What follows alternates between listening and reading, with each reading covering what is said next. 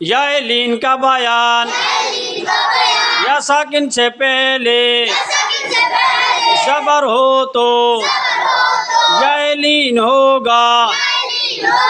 या लीन को मारूफ पढ़ें और मजहूल पढ़ने से बचें। या लीन को नरम आवाज़ के साथ जल्दी पढ़ेंगे जैसे ऐ हमज़ा या ज़बर ऐ बई बाया ज़बर बई तई ताया ज़बर तई सई साया ज़बर सई जई जीम या ज़बर जई हई हाया ज़बर हई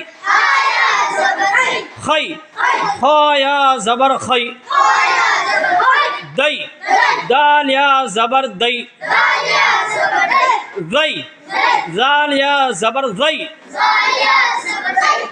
इस तरह पूरा या तक याद करने का। समझ गए?